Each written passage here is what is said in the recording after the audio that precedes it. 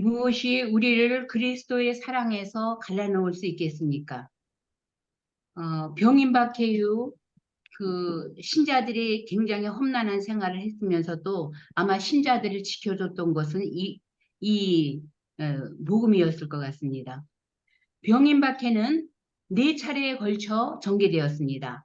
첫 번째는 1866년 봄에, 두 번째는 가을에, 세 번째는 1868년, 네 번째는 1871년으로 이 병임박해 동안 순교한 신자 수는 8천 명 이상이라고 합니다. 1868년에 세 번째를 무진사옥, 1871년에 네 번째를 신미사옥이라고 부르기도 하나 대원군에 의해 계속 추진된 것이므로 병인박해에 포함시키는 것이 교회사에서는 통례로 되어 있습니다. 따라서 병인박해는 병인 여인 1866년 그 한 해의 박해를 가리키는 것이 아니라 그 뒤에 6년간에 걸친 박해를 모두 지칭하는 용어입니다. 마지막 신미양요는 1871년 6월 1일에 발생한 조선과 미국과의 최초이자 마지막 전투이죠. 제네랄 샤머너 사건이라고 그래가지고 1866년 미국 배가 통상 요구를 하면서 대동강가로 올라온 적이 있는데 이것을 조선에서 배를 불태우고 거기 있는 선원이 전멸되었습니다. 이거에 대한 책임보다는 사실은 통상 교섭을 명분으로 미국 함대가 강화도를 침공한 사건이 이 신미양요인데 미군은 20일간 머무르면서 통상을 요구하면서 주둔했으나 물론 그 중에 이제 조선과 미군과의 그 교전으로 조선 군인이 한 350여 명이 죽었습니다. 그러나 대원군의 세국 정책으로 아무런 성과도 없이 퇴국하였죠. 오히려 이 신미양요 이후 조선은 척화비를 세우고 세국 정책을 더욱 강화하였던 것입니다. 세국 정치를 고집하던 대원군이 고종이 성장함으로 그 신하들의 이것이 이제 그 신미양요에 일어났던 그러한 것들 이게 여기 이건 병인양요인데 병양요에 보면은 이렇게 이분은 이제 병인양요 때 조선을 입국을 시도하면서 같이 타고 왔던 릿델 신부님이십니다. 근데 이제 들어오지 못하고 돌아가셨죠. 그리고 요건 이제 그때 했던 이러한 함대들이고요. 그 세국주의를 고집하던 대원군이 고종이 성장함으로 대신들의 압력으로 정치 일선에서 물러나고 1873년부터 고종의 친정이 시작되었습니다. 또한 1876년 조선왕조는 일본의 강요에 굴욕적인 불평등 조약이기는 하지만 근대적 국제조약인 그 병자수호조약을 체결합니다. 그동안의 세국 정책을 고종이 포기하고 개항을 하게 되는 거죠. 개항이라는 것은 항구를 연다. 그래서 부산이나 원산이나 인천이나 즉 배가 들어올 수 있는 그러한 항구를 여는 것을 얘기합니다. 사실 이 조약은 일본이 개항을 목적으로 1875년 불어 운요에다가 군함을 운요를 불법으로 침입함으로써 그 수로를 측량하고 해서 조선과 마찰을 빚은 사건입니다. 그런데 오히려 일본은 그 책임을 조선에 묻고 1870년에 함대를 파견하여서 조약을 맺는데 조선은 그때 아무런 힘이 없었기 때문에 강제적으로 이 조약을 맺습니다. 여기에 보면은 조선은 자주의 나라로 일본과 평등한 권리를 가진다. 이것은 조선을 정말 자주의 나라로 인정한 것이 아니라 조선이 무슨 일을 하기에 앞서 중국과의 그 허락을 받으니까는 조선은 자주의 나라이기 때문에 말하자면 중국과의 허락을 받을 필요가 없다. 이러한 뜻으로 그 조선과 청나라의 관계를 약화시키려는 의도로 포함됩니다. 그리고 5조의 3분의 5조에 보면은 조선은 부산 이외에 두 항구를 20개월 이내에 개항한다. 이것은 인천 항구와 원산 항구인데 이것을 개항하게 하는 것은 통상적 그러니까 일본의 물품들을 조선에 들여오려는 이러한 목적, 통상 업무의 목적도 있지만 정치적, 군사적 의도가 내포된 것입니다. 즉, 나중에 조선을 침략할 때, 요거는 이제 그 7조에도 해당하는 건데요. 해안 측령을 허약함으로써 일본 함대가 이렇게 조선을 드나들 수 있도록 하기 위한 것입니다. 그러니까 우리가 을사늑약이 1905년이지만 이미 1872년, 76년 이때부터 일본은 조선을 이제 침략하고 중국에 대한 야망을 벌써 이때 가지고 있었던 것입니다.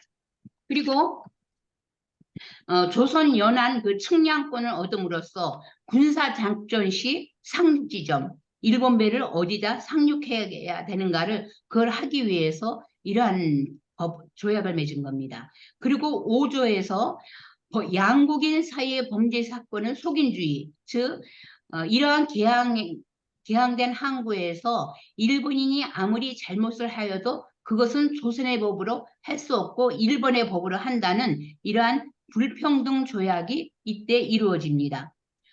그러나 조선 왕조는 그 문호를 개방함으로써 이러한 쇄국은 깨졌지만은 천주교에 대한 쇄국만은 그대로 지속하였는데 조선 정부는 조선 왕조는 문호를 개방함으로써 쇄국이 깨어졌지만 천주교에 대한 쇄국만은 그대로 지속하였습니다. 즉 조선 정부는 일본 정부와 조약을 체결하면서 조건을 제시하였는데 천주교에 대한 개방만은 반대한다는 것이었습니다. 이것은 이제 수호조약, 조선이 일본과 맺은 수호조약이고 요거는 초지진이라고 해서 그 운여 사건이 일어났을 때 일본 배가 들어왔던 것입니다. 그리고 일본과 한국의 대표 병자 그 수호자역을 맺었을 때 했던 분들입니다.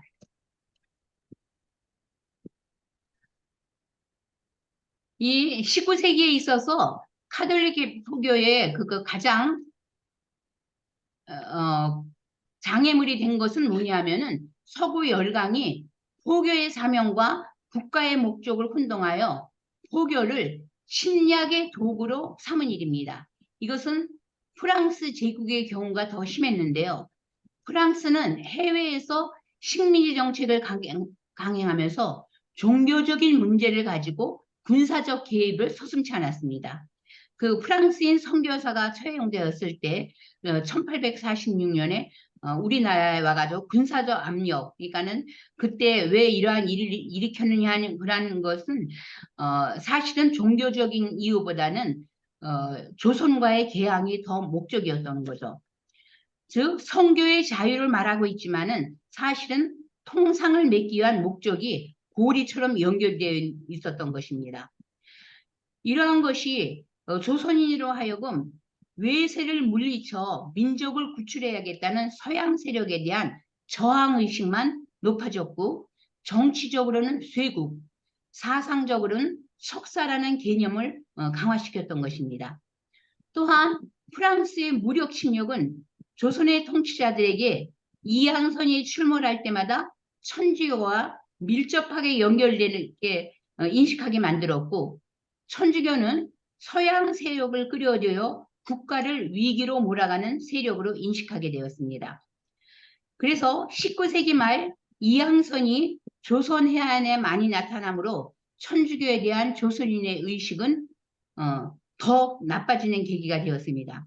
특히 아까 사진으로 보여드린 이거 병인양요 때는 그 병인박해, 봄에 일어난 병인박해를 명분으로 프랑스가 일으킨 전투입니다.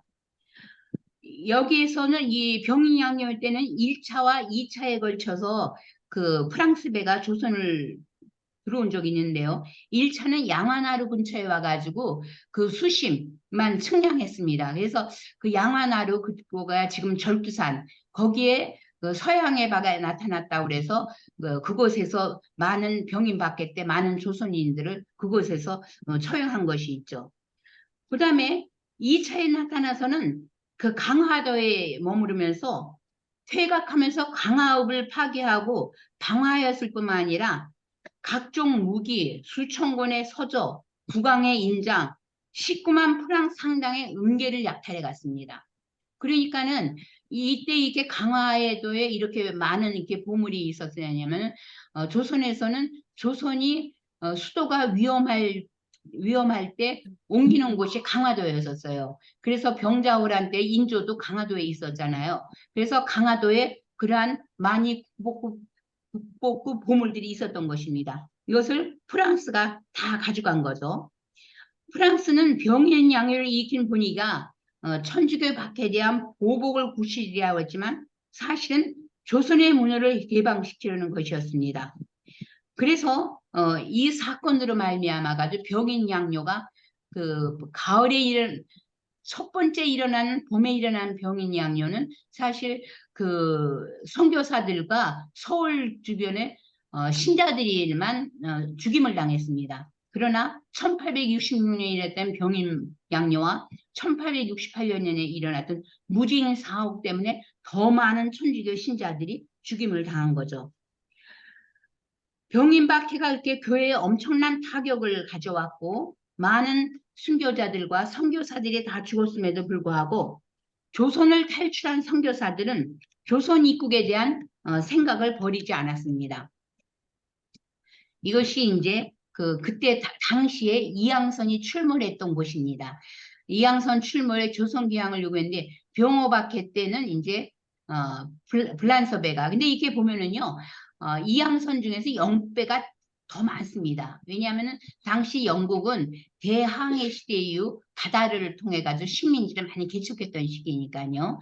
그리고 1840 프랑스 배가 왔던 것은 1847년 고군산도 난파 이때 최항옥 신부님이 입국을 시도하지만은 이때도 역시 입국하지 못하시고 돌아가시는 거죠. 이때는 김대건 신부님 순교한 이유죠. 그리고 1866년에 병이양요. 여긴 지금 이렇게만 표시되어 있지만 이 밖에도 수많은 이항성들이 조선에 들어옵니다.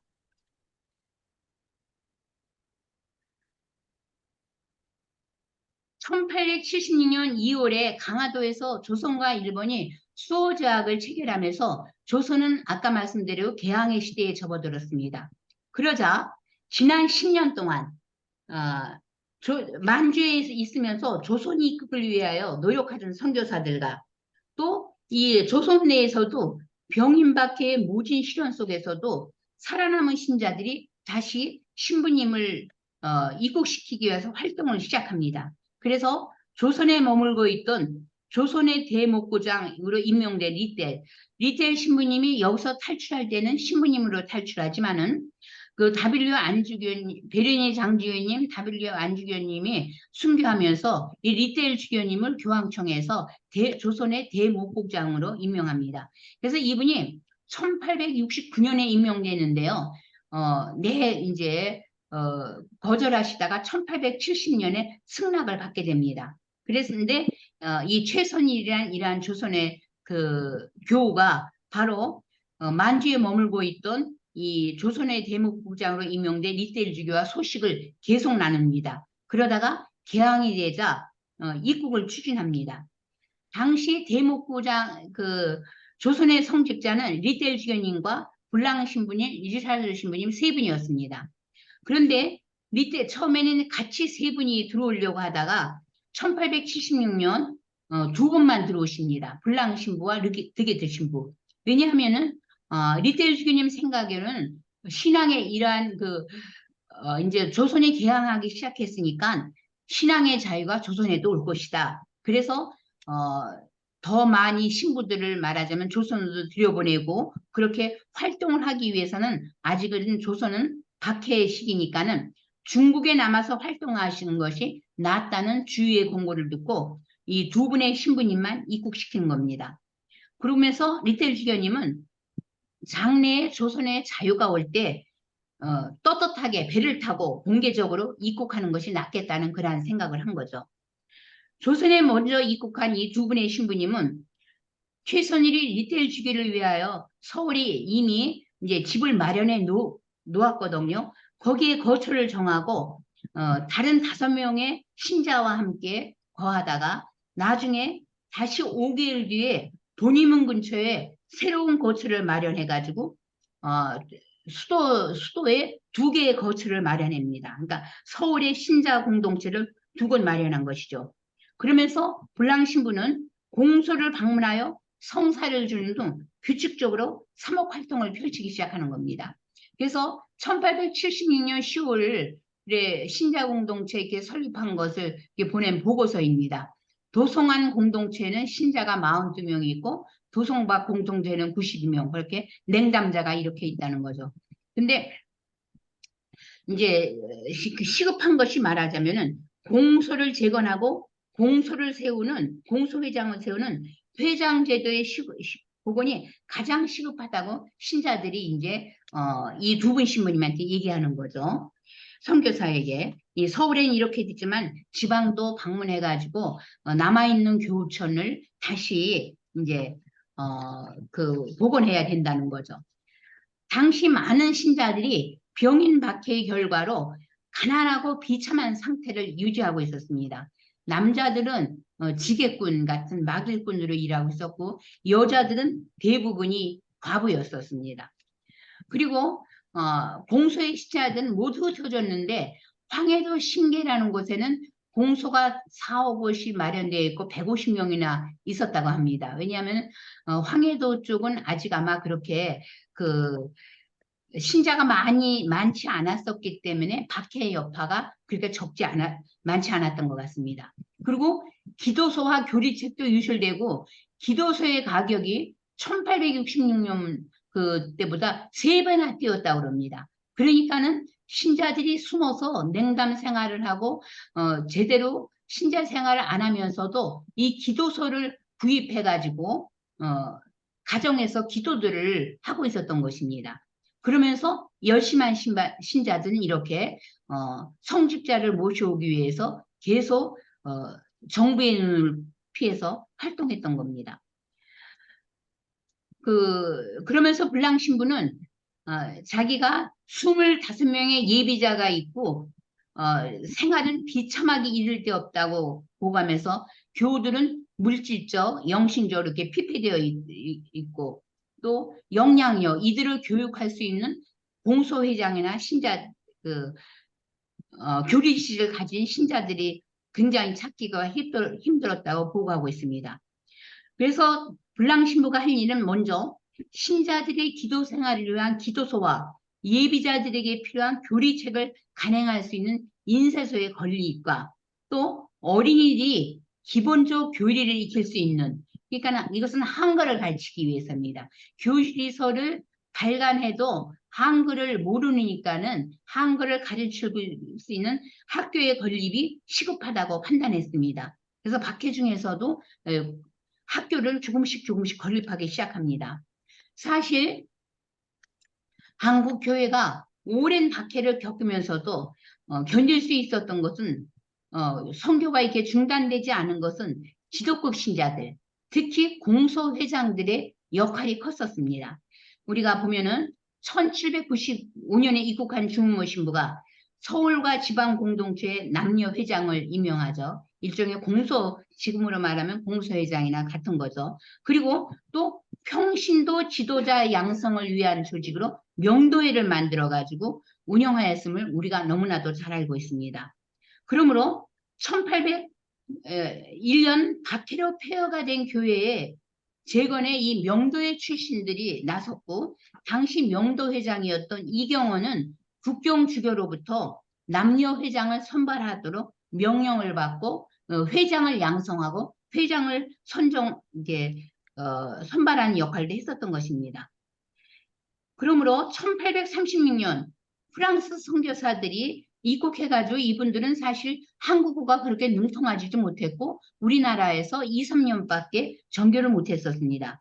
그러나 이들도 이 회장 제도를 잘 활용해가지고 언어가 통하지 않았음에도 불구하고 교우청 방문을 계속하면서 이때 비로소 이 교우촌을 공소라는 교회 단위로 정합니다. 즉 공소 신부가 머물지 않는 이 공소 단위라는 교회 단위로 지정한 것이 바로 이 1836년에 들어왔던 프랑스 선교사들입니다. 이때는 제도교회가 이때부터 정착되기 시작하거든요.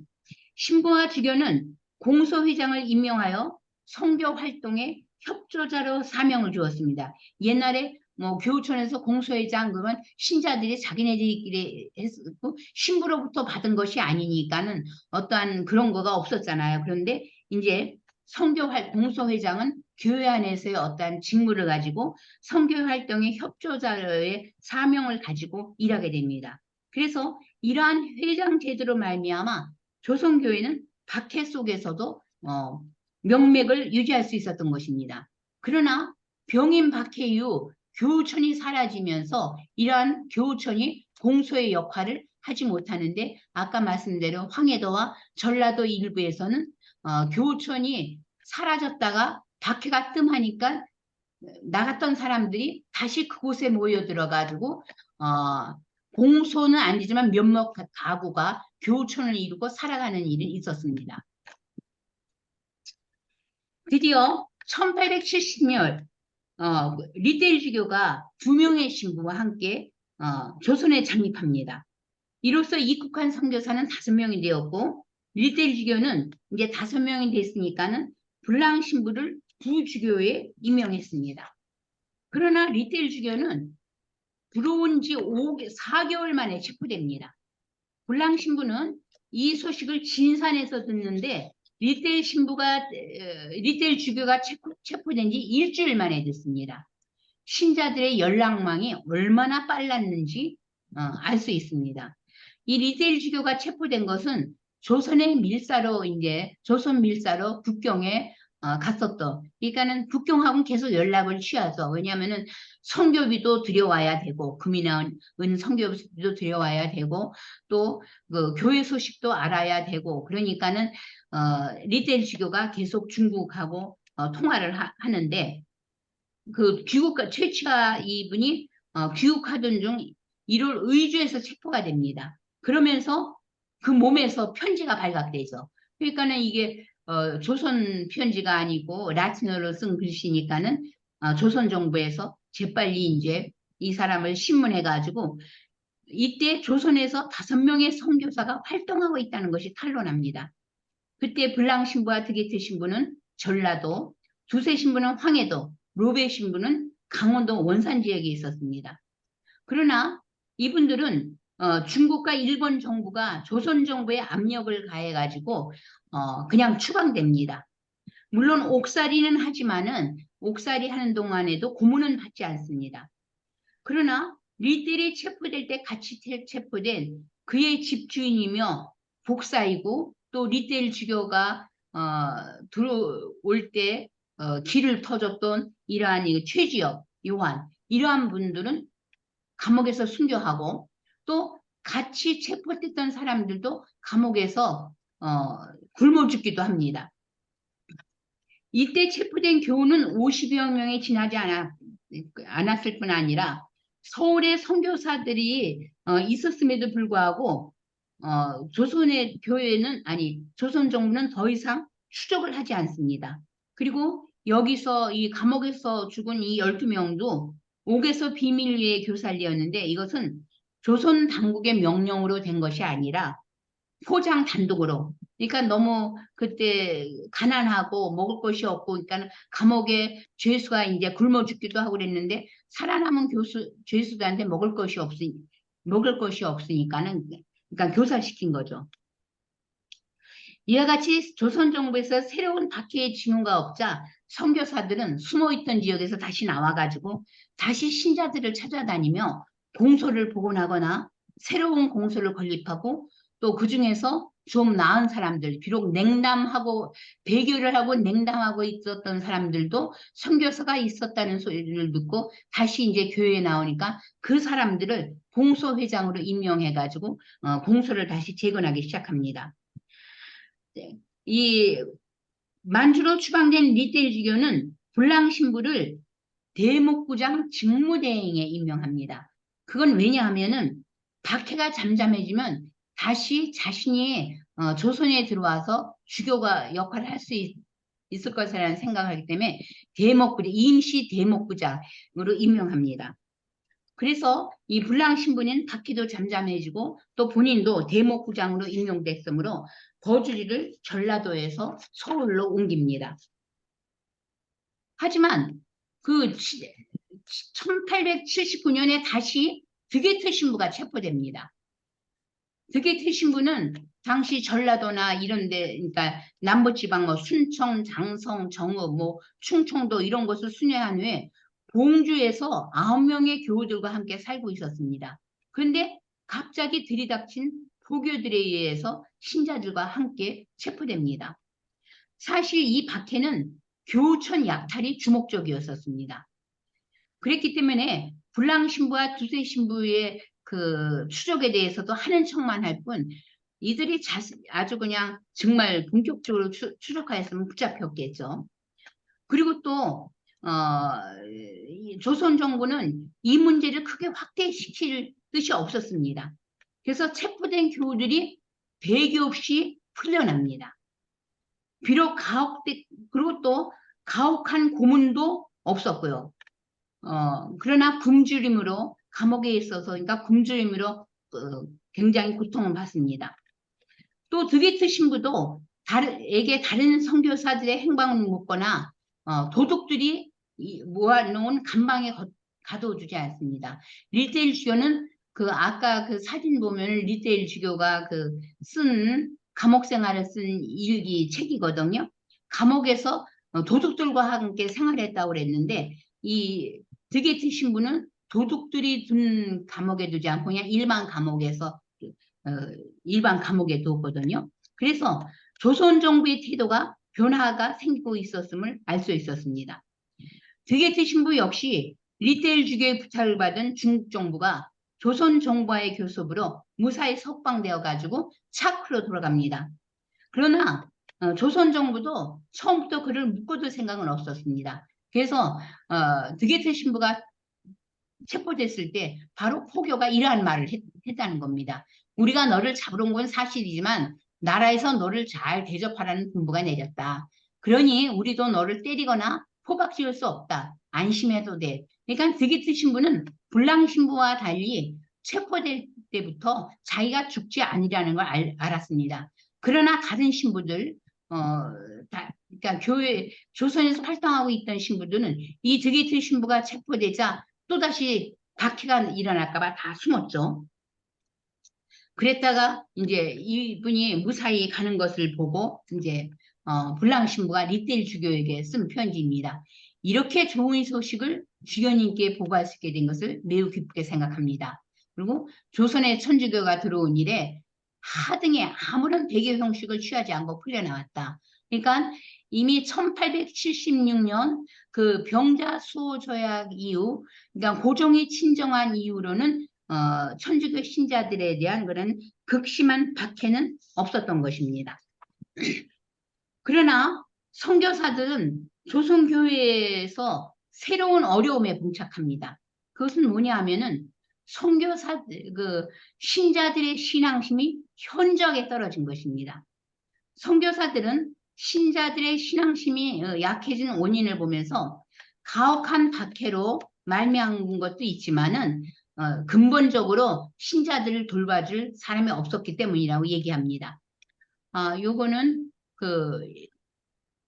이때 이제 5명의 선교사가 있을 때 사기교회자가 이렇게 됐고 교우촌이 183개나 있었다고 합니다. 그러니까는 이런 신자들이 그냥 도망간 신자들도 있지만 대부분 냉담에서 풀려난 신자들이지만 신부님이 오시자마자 바로 왔다는 소식을 이제 듣자마자 바로 모여가지고 이렇게 공소들도 자기 스스로 공소회장은 없어도 공소들을 만들고 또 선교사들도 이제 그 집촌에 다니면서 신자가 보게 되면 이 공소로 안내를 하고 그래서 다시 공소가 재건되는 모습을 이때 볼 수 있습니다. 드게트 신부가 체포되기 전까지만 해도 400~500명에게 이게 판공송사를 줬다는 거죠. 그리고 삼본문답과 십계명을 가르칠 교사가 부족하다는데 여기서 삼본문답이라는 것은 성체, 영세, 고해입니다. 그러니까 아무리 그 교리를 모르는 신자들도 이 세 가지는 알고 있었다는 거죠. 성체, 세례, 고해. 그래야지 성사 생활을 할 수 있으니까는요. 그리고 공사제도, 공소회장제도가 부활했고, 그리고 성사의 은총을 받을 기회가 적다. 그래서 선교사를 추가 요청합니다. 여기 보면은 박해 중에 조선에 입국한 선교사들이죠.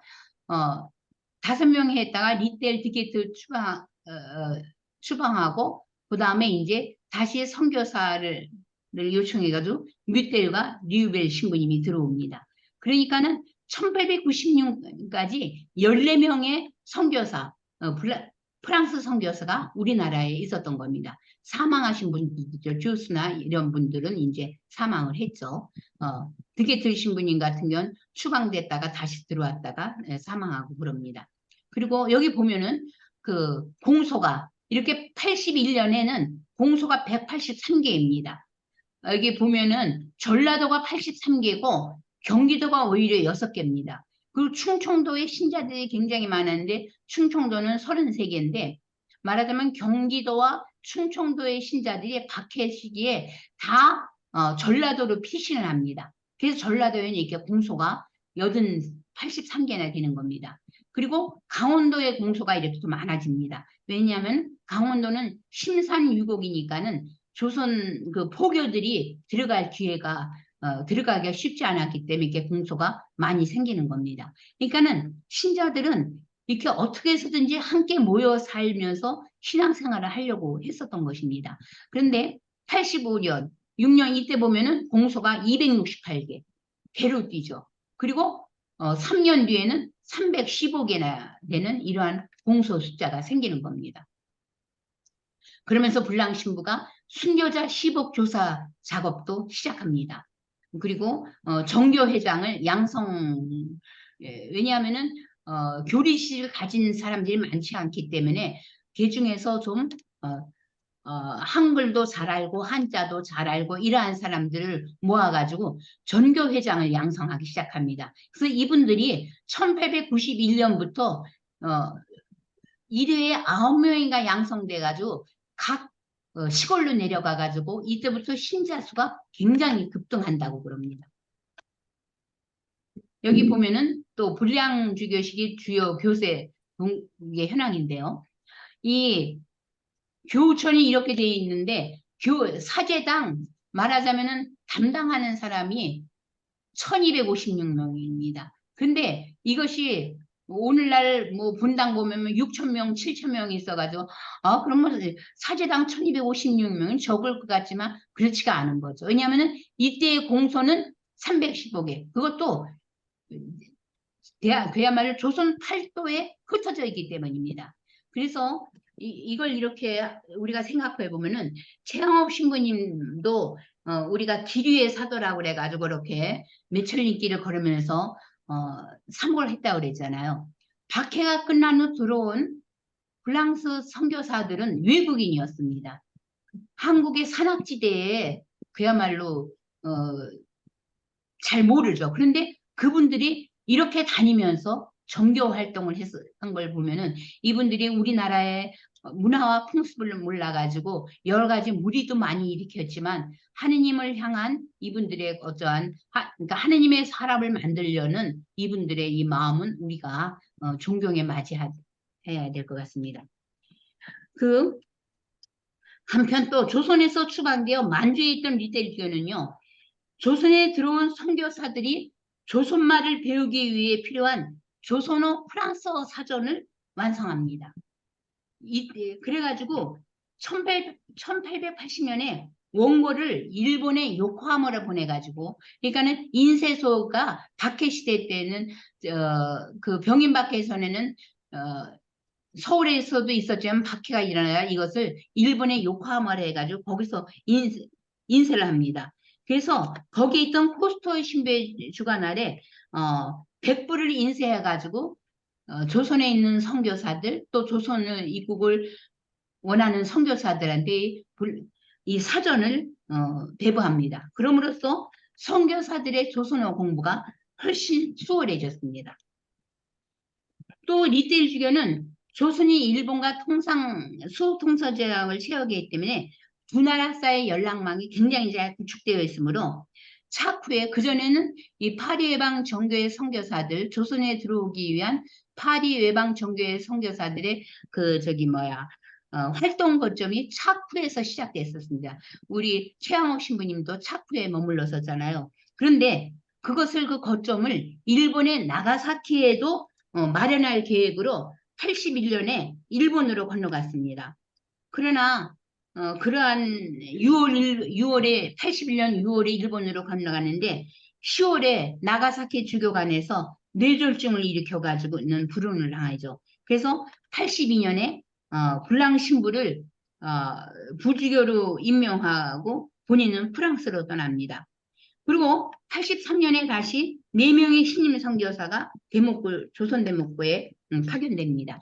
후안의 신부, 교수 신부, 아까 봤던 마라발 신부, 보드네 신부였습니다. 그래서 85년에는 우리나라에 7명의 선교사가 있게 됩니다. 그렇지만은 리틀 주교가 이제 선종을 하죠. 끝내 조선에 들어오지를 못하고. 그래서 불랑 신부님이 부주교였었잖아요. 그래서 불랑 주교가 자동적으로 대목주구장을 승계하여 제7대 대목구장이 되었습니다. 이 불랑 신부가요, 1879년에 방문한 공소를 보면은 62곳이나 돼요. 순창, 정읍, 태인, 익산, 고산, 영산, 전주, 용담, 진안, 남원, 장수. 그러니까는 한 해 동안에 이런 62곳을 다니면서 3,108명에게 판공성사를 주고 또 병인 박해 이후 세례를 받지 못하고 있던 교우들을 2,452명 에게, 그러니까 교우 자녀들에게 이제 세례를 주고 어른에게도 또 새 세례를 줍니다. 아까 말씀대로 득에 드신 분도 이렇게 많이 활동을 했었죠. 그러면서 고산 다리실, 이게 지금의 청하라고 얘기합니다. 여산 같은 곳에는 교수가 많다고 포교들한테도 알려져 있고 또 고산 배제나 차돌배기 같은 공소는 비신자보다 교가 더 많이 살고 있던 곳입니다. 그러니까 교촌에도 비신자도 같이 살고 있었던 거예요. 교촌의 인심이 좋으니까는요. 우리가 사지 없는 교회란 없다는 말 하듯이 천주교는 성직자 중심의 교회입니다. 그러나 한국교회는 평신도에 의해 자발적으로 창설되어 성장했죠. 이 한국교회는 신자들이 집촌이라는 것은 뭐냐면 사람들이 집단으로 모여 살고 있는 곳을 말합니다.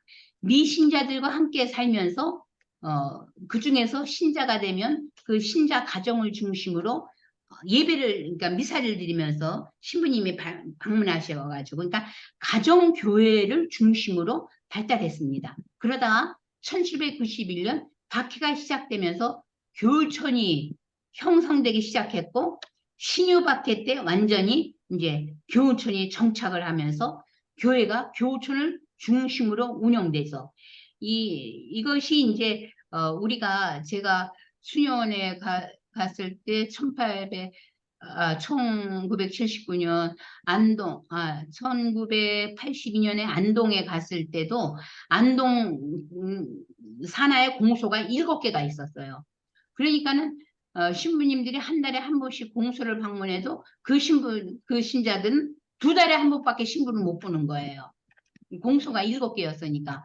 근데 이제 판공성사를 한번 하러 갔는데 요즘은 판공성사를 주고도 그 밤에 가잖아요. 근데 공소회장이 내가 이렇게 나와보니까 공소회장이 차를요, 신부님 타고 온 차를 발로 퍽퍽 바퀴를 치고 있는 거예요. 그래서 내가 아니 회장님 뭐 하세요? 했더니 이 차만 없으면 신부님이 주무시고 하는 건데 이놈 왜 생겨가지고 그러면서 이제 막 속상해가지고 제가 막 웃었거든요. 왜냐면 판공성사 끝나고 12시가 넘어서 오거든요. 그러면 수녀원에 오면은 1시, 2시 그러는데도 이제 신부님이 자기 집 사제관에서 자려고 그러지 공수에도 보면은 그냥 혹시나 해가지고 이불이니 뭐니 아주 정갈하게 해놓고 그랬는데 절대로 신부님이 거기서 안 주무시고 밤에 오거든요. 그러니까 속상해가지고 차바퀴를 받들고 뻥뻥 차고 계시더라고요.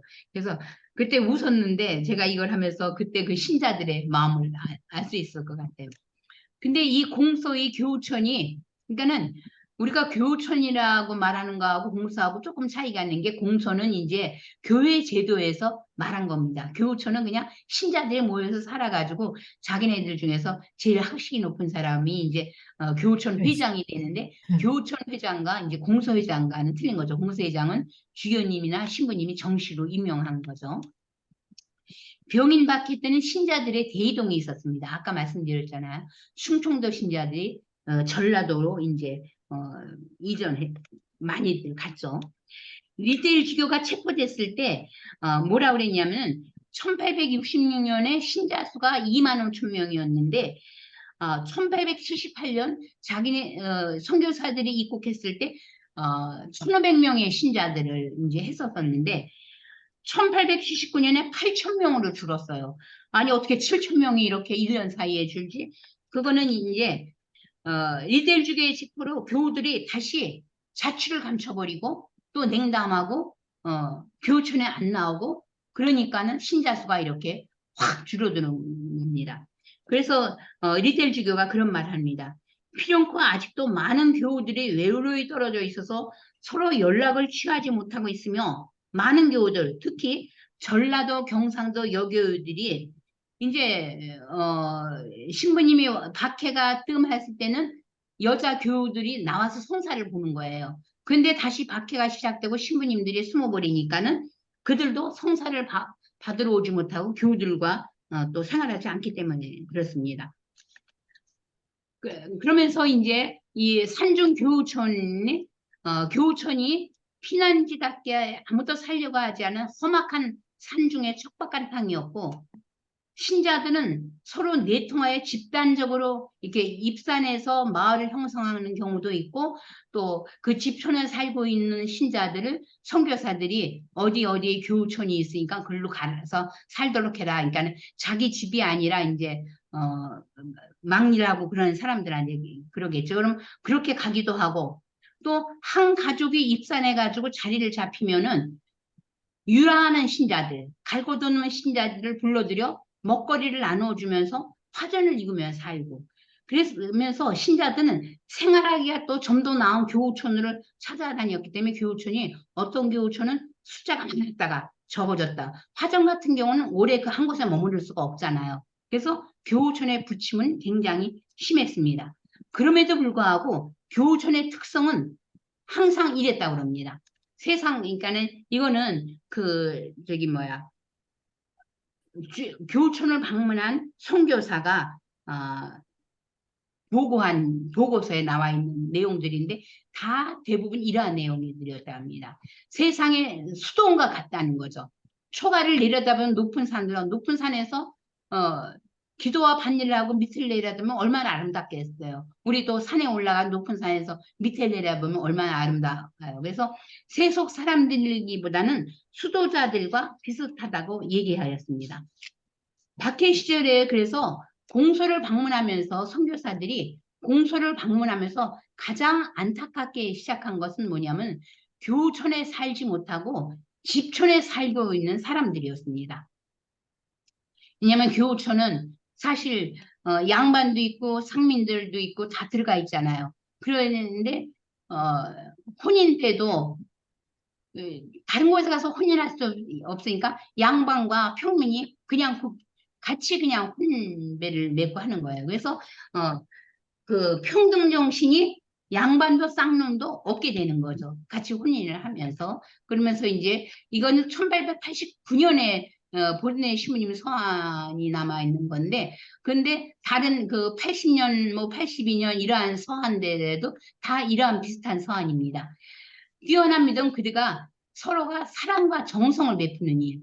현세의 재물이 궁핍하지만 사람이나 신분의 차별 없이 조금 있는 재물을 가지고도 서로 나누며 살아갑니다. 이것이 어떤 초대 교회 공동체가 바로 이러했는데, 그래서 우리나라에 와 있던 선교사들이 아주 어떠한 어려움을 겪으면서도 그 기쁨에 찬 생활을 할 수 있었던 것이 바로 본인들이 초대교회 공동체에 살고 있다는 이란 느낌.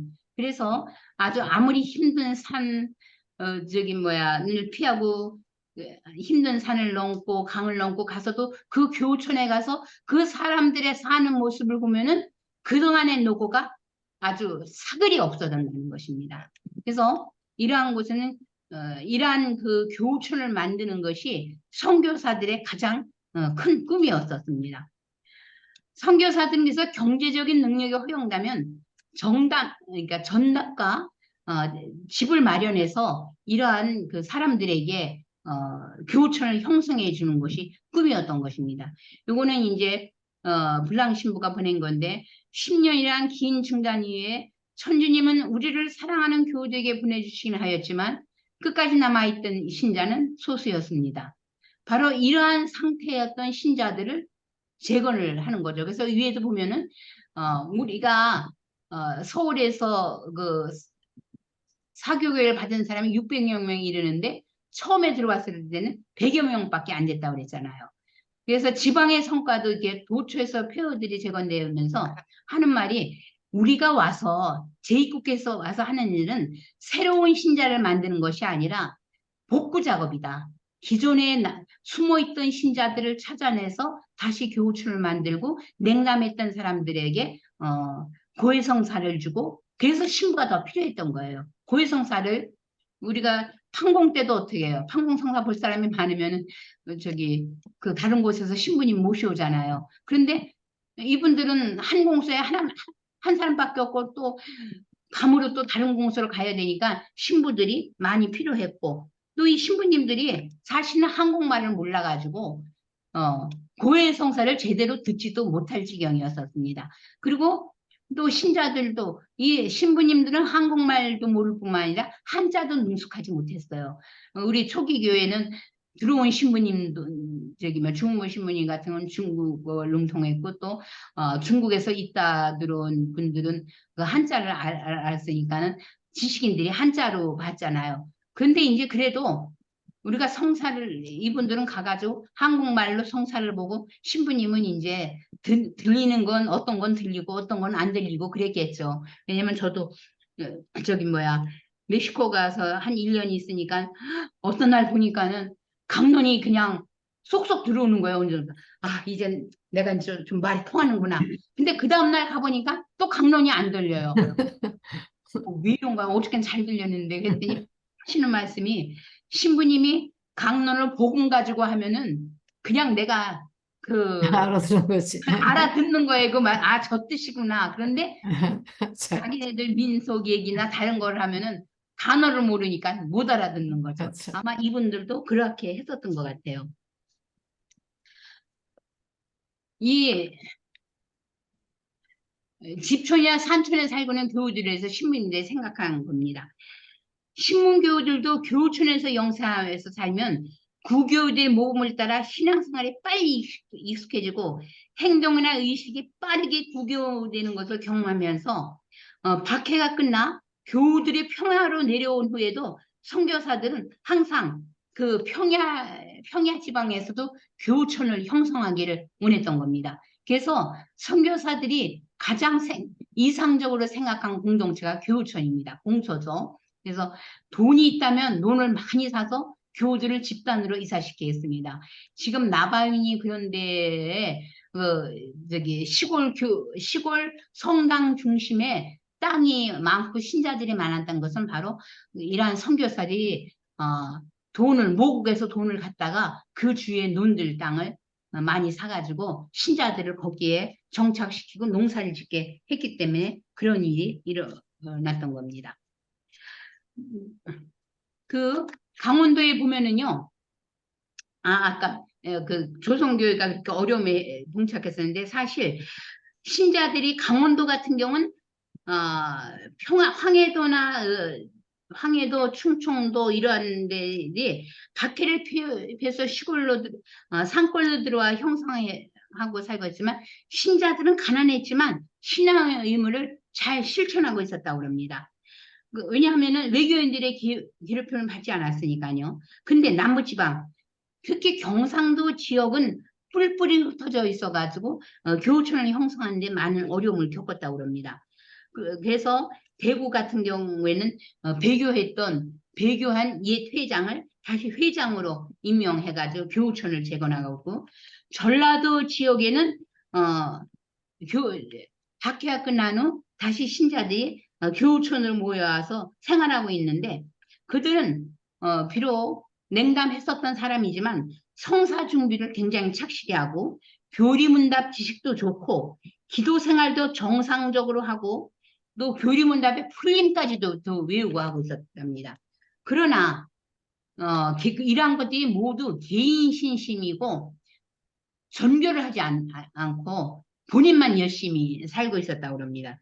근데 제가 이런 말을 이렇게 이걸 하면서 옛날에 이렇게 신부님들 이렇게 정교에 무관심한 이유가 지금 이렇다고 박해 때문이라고 그러면서 정교하라고 그러면 교우들이 그랬대요. 신부님, 외교원들에게 복음을 전하라는 나는 교요하고 밝히는 건데 그렇게 되면은 다시 불행해지는데 내가 어떻게 정교를 하겠습니까? 이러면서 안 하겠다고 정교는 못 한다고 그랬대거든요. 그런데 그렇다면 오늘날 신자들도 카톨릭 신자들도 사실 정교에 무관심하거든요.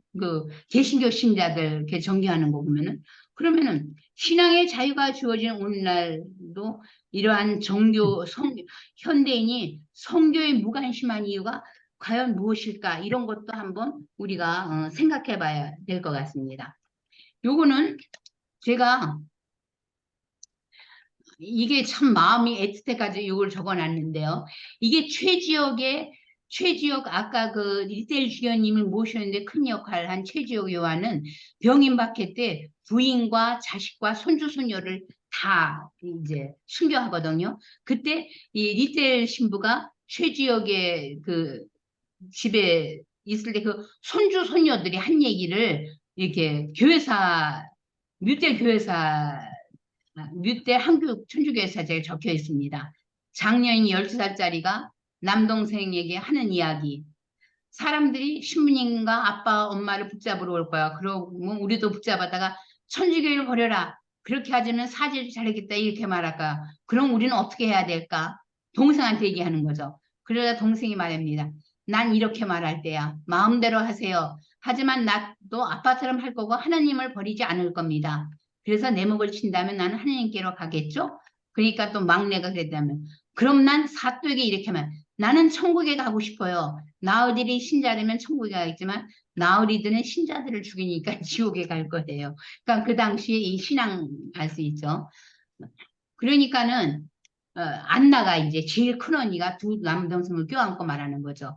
그래, 우리 다 함께 죽는 거야. 그래서 아빠랑 엄마랑 신부님하고 천국에 갈 거야. 그렇게 하려면 기도를 잘해야 돼. 그 사람들이 우리를 아프게 하고 머리털에 이를 뽑고 팔을 빼고 커다란 몽둥이로 때릴 테니까. 그러니까 기도를 열심히 하려면 그것을 견딜 수 없을 거라.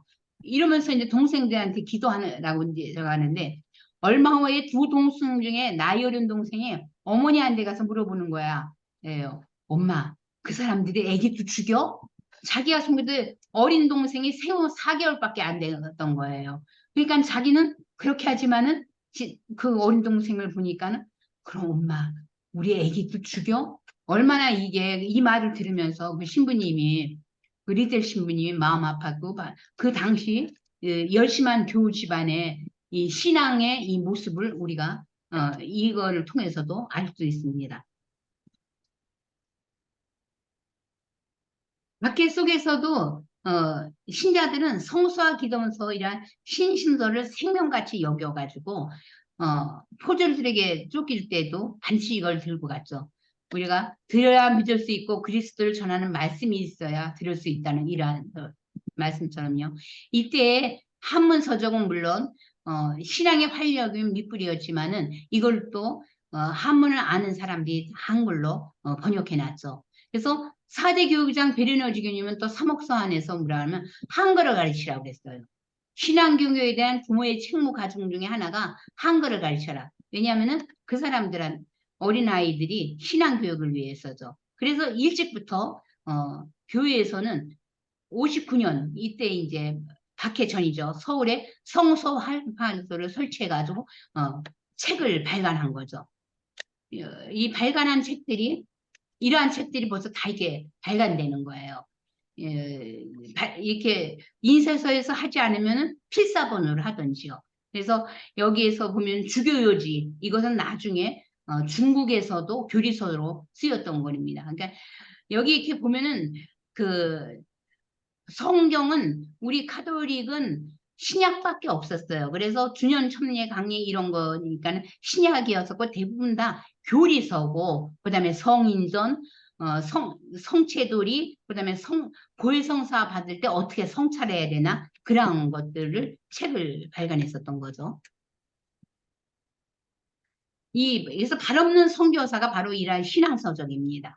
그리고 그들이 또 신앙서적과 같이 읽었던 것은 순교자들이 남긴 옥중서관입니다. 루갈대 남매 일기 등이죠.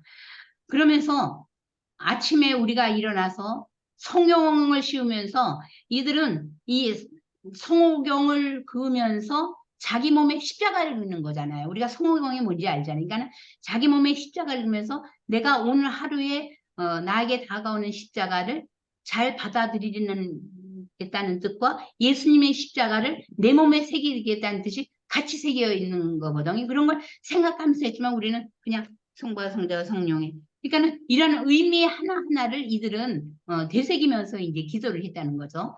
하느님과 함께 일상을 살겠다는 뜻과 하느님 하루의 일과를 시작하고 마치는 기도가 성문입니다. 그리고 12문답과 3본문답은 12단과 3본문답 그리고 10계명이요. 이것은 10세 이전에 외워야 할 중요한 기도였었던 거예요. 그래서 교우촌이 재건되면서 바로 공소회장들이 사람들에게 가르친 것은 바로 이겁니다. 그리고 그리스도교 생활의 중심문이에요. 성찬의 전례입니다. 교회 초기부터 성책에 대한 깊은 신심으로 공동생활을 했던 신자들이 많잖아요. 신자들이 항상 언제나 어디서나 기도했기 때문에 선교사들이 뭐라 그랬냐면 조선의 신자들은 성직자보다 더 많이 기도한다. 너무나 굉장히 긴 시간을 기도로 바친다. 왜냐하면 그들은 기도하는 시간은 하느님과 함께 있는 시간으로 여겼기 때문에 순교자들이 감옥에서 기도하면서 출동 명령을 기다리듯 죽음을 기다렸던 거죠. 그래서 형장으로 가면서도 평화를 잃지 않고 성호경을 긋고 주님의 기도를 하면서 갔다는 거죠. 신자들의 인생 목적이 사주구령이었고 이러한 아까 그 신자들이 읽은 책에 그 성찰하는 부분이 많았잖아요. 이러한 양심 성찰의 생활화가 옳고 그름, 좋고 나쁨을 분별하고 판단할 수 있을 뿐만 아니라 자녀들에게도 하느님의 정의에 입각한 그러한 것들을 가르친 거죠. 그래서 박해 시대에 많은 순교자들이 탄생했고 냉담했음에도 불구하고 이들이 선교사들이 왔을 때 다시 교회에 들어갈 수 있었던 것은 이러한 것들이 생활화가 돼 있었기 때문에 가능한 거였습니다. 박해 후에 천주교의 정착 과정을 보면은 선교사의 재입부, 그다음에 박해 이전 신자들이 등장하고 신앙 공동체의 재건과 형성. 그래서 교세 확정하고 그러면서 선교사들이 지방으로 상주했거든요. 근데 이제 충청도 전라도 뿐만 아니라 온 교우들이 그 정교에 대한 열의가 부족하자 정교회장 양성을 하면서 교회에서 이러한 작업을 하기 시작합니다. 고아원. 그러니까는 당시에 고아원들을 양성하고 양로원을 세우고 시학설을 하고 학교를 세우고 그리고 특히 무료 장례 예식을 대구에서 시작합니다. 한국 천주교회가 욕을 가장 많이 먹었던 부분이 뭐냐면은요.